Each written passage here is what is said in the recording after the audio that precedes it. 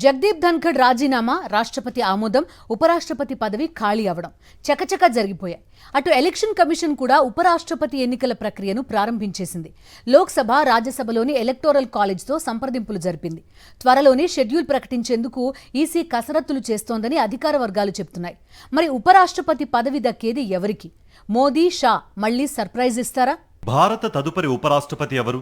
జగదీప్ ధన్ఖడ్ రాజీనామా నేపథ్యంలో ఢిల్లీలో ఇప్పుడు ఇదే హాట్ టాపిక్.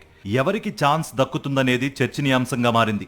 ప్రధాని నరేంద్ర మోదీ, కేంద్ర హోంమంత్రి అమిత్ షా ఎవరిని ఎంపిక చేస్తారన్న దానిపై ఉత్కంఠ నెలకొంది. పలువురి పేర్లు తెరపైకి వస్తూ ఉండగా బీహార్ ముఖ్యమంత్రి Nitish Kumar, Congress MP Shashi Tharoor, Rajya Sabha deputy chairman Harivansh Narayan ముందు వరుసలో ఉన్నారు. రక్షణ మంత్రి రాజ్నాథ్ సింగ్, కేంద్ర రవాణా శాఖ మంత్రి నితిన్ గడ్కరీ పేర్లు కూడా వినిపిస్తున్నాయి.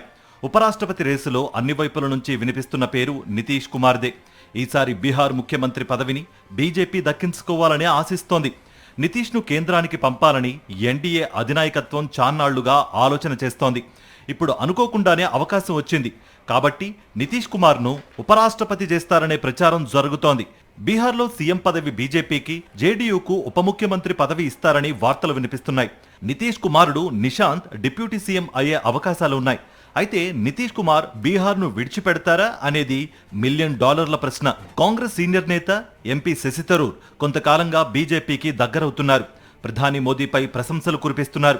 ముఖ్యంగా ఆపరేషన్ సింధూర్పై కేంద్రం నియమించిన ఎంపీల కమిటీకి థరూర్ నేతృత్వం వహించడం, భారత్ వాయిస్ను అగ్రరాజ్యంలో బలంగా వినిపించడం ప్రధాని మోదీని ఆకట్టుకుంది. ఈ క్రమంలోనే ఉపరాష్ట్రపతి రేసులో ఆయన పేరు తెరపైకొచ్చింది. పార్టీలకు అతీతంగా థరూర్ను వైస్ ప్రెసిడెంట్ పదవికి ఎంపిక చేస్తే కేరళలో కమలదళం బలపట్టానికి దోహదం కావచ్చనే అభిప్రాయం వ్యక్తమవుతోంది.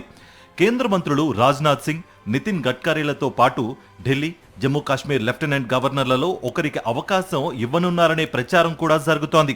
ప్రస్తుతం రాజ్యసభ డిప్యూటీ చైర్మన్గా ఉన్న హరివంశ్ నారాయణకే ప్రమోషన్ దక్కవచ్చుననే అంచనాలున్నాయి.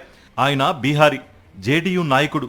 బీహార్ అసెంబ్లీ ఎన్నికల వేళ ఆ రాష్ట్రానికి చెందిన హరివంశ్కు ఉపరాష్ట్రపతి పదవి ఇస్తే ఎన్డీఏకు ఉపయోగకరమే అనే వాదన వినిపిస్తోంది.